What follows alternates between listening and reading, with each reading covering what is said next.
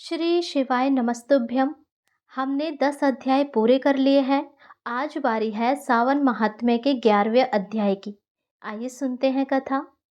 अध्याय 11 में मुख्य रूप से भगवान शिव की कृपा पाने और मनोकामनाएं पूरी करने के लिए किए जाने वाले कुछ महत्वपूर्ण व्रतों का वर्णन किया गया है।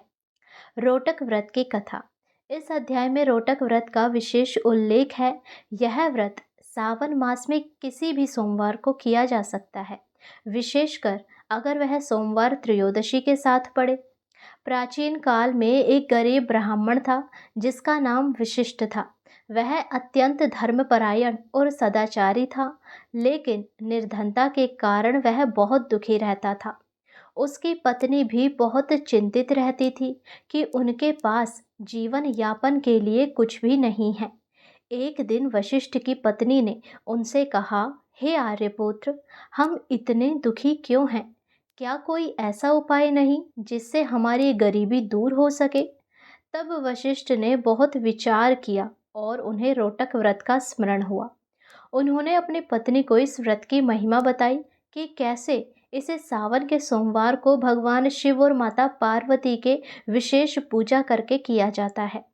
उन्होंने बताया कि इस व्रत में भगवान शिव को रोटक यानी कि एक प्रकार की मीठी रोटी या पुआ का भोग लगाया जाता है। पति पत्नी ने पूरी श्रद्धा के साथ सावन के सोमवार को रोटक व्रत का संकल्प लिया। उन्होंने जैसे तैसे सामग्री जुटाई और विधि विधान से भगवान शिव और माता पार्वती की पूजा की। उन्होंने शिवलिंग पर जल, बेलपत्र, धतूरा, आँख के फूल और रोटक अर्पित किए। उनकी सच्ची भक्ति और निष्ठा से प्रसन्न होकर भगवान शिव ने उन्हें दर्शन दिए और कहा, तुम्हारी निष्ठा से मैं अत्यंत प्रसन्न हूँ। तुम्हारी गरीबी दूर होगी और तुम्हें अपार धन संपत्ति प्राप्त होगी। भगवान शिव के आशीर्वाद से उस ब्राह्मण दंपत्ति की दरिद्रता दूर हो गई और वे धन धान्य से परिपूर्ण हो गए। उन्हें पुत्र पौत्रों का सुख भी प्राप्त हुआ। रोटक व्रत का महत्व। यह व्रत विशेष रूप से धन धान्य की प्राप्ति, दरिद्रता के नाश और सुख समृद्धि के लिए किया जाता है। जो भी व्यक्ति सावन के सोमवार को पूरी श्रद्धा से इस व्रत को करता है, उसे भगवान शिव और माता पार्वती का आशीर्वाद प्राप्त होता है और उनकी सभी मनोकामनाएं पूर्ण होती है। दूसरे 11वें अध्याय में एक और व्रत का जिक्र आता है जो है उदुम्बर व्रत और स्वर्ण गौरी व्रत। उदुम्बर व्रत, इस व्रत का संबंध उदुम्बर यानी गूलर वृक्ष से है। मान्यता है कि गूलर के वृक्ष में भगवान विष्णु और अन्य देवताओं का वास होता है। सावन मास में उदुम्बर वृक्ष की पूजा और इससे संबंधित व्रत करने से सभी प्रकार के कष्ट दूर होते हैं और आरोग्यता की प्राप्ति होती है। यह व्रत विशेष रूप से रोगों से मुक्ति और दीर्घ आयु के लिए लाभकारी माना जाता है। और स्वर्ण गौरी व्रत, यह व्रत माता पार्वती को समर्पित है और विशेष रूप से सौभाग्य, अखंड सुहाग और गृहस्थ जीवन में सुख शांति के लिए किया जाता है। इस व्रत में माता गौरी की स्वर्ण प्रतिमा या चित्र का पूजन किया जाता है।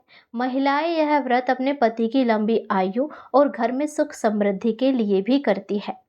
सावन महात्म्य कथा का अध्याय 11 इन व्रतों के माध्यम से यह संदेश देता है कि भगवान शिव और माता पार्वती की भक्ति कितनी फलदायी है। यह हमें सिखाता है कि सच्ची श्रद्धा और निष्ठा से किए गए किसी भी कर्म का फल अवश्य मिलता है। सावन का महीना तपस्या, व्रत और पूजा पाठ के लिए सर्वोत्तम माना गया है। जो भी इन पवित्र दिनों में भगवान शिव का स्मरण करता है, उनके निमित्त व्रत रखता है और उनकी पूजा करता है, उसे न केवल भौतिक सुखों की प्राप्ति होती है, बल्कि अंत में मोक्ष का मार्ग भी प्रशस्त होता है। क्या आप सावन महात्म्य की और कथाओं के बारे में सुनना चाहते हैं, जैसे कि इनसे पिछले अध्याय या फिर कावड़ की कथा? तो आपको सारी कथाएं हमारे चैनल पर मिल जाएगी। आप वे कथा भी अवश्य सुनें और इस चैनल को सब्सक्राइब करके शिव भक्ति के मार्ग में हमारे साथ जुड़ जाइए।